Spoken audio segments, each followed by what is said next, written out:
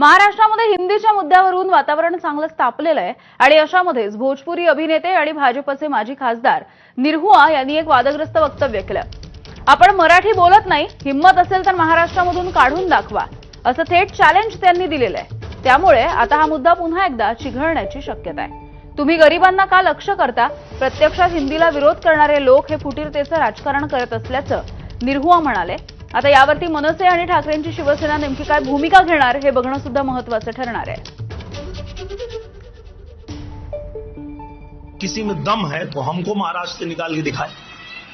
अगर मराठी नहीं बोलने पर मैं नहीं बोलता हूं मराठी, मुझे निकाल के दिखाओ।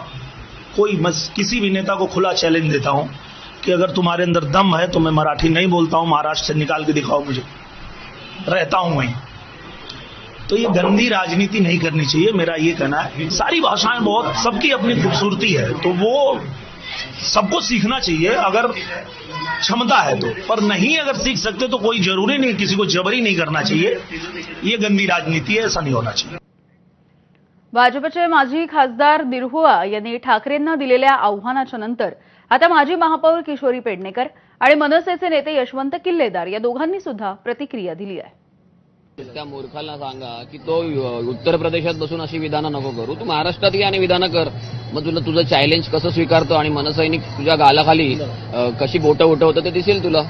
त्यामुळे तिथे बसून वल्गना करू नको, इकडे ये म्हणावं पहिलं। अबू आझमींना पण सांगते की तुम्ही चांगलं मराठी बोलता आणि इथे कोणालाही मारहाणी करायची नाहीये। दोन्ही नेत्यांनी नीट व्यवस्थित काल कार्यकर्त्यांना समजवलंय, पण जाणून बुजून आता तो कोणतरी यादव आलाय, नंतर केडी आलंय, ते कशासाठी करतात?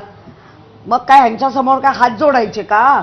कारण नसताना जर फालतू उडी घेत असतील तर असल्या यादव पप्पू विपू प्रसिद्धीसाठी हापापलेल्या लोकांना आपण फारशी प्रसिद्धीच द्यायची नाही।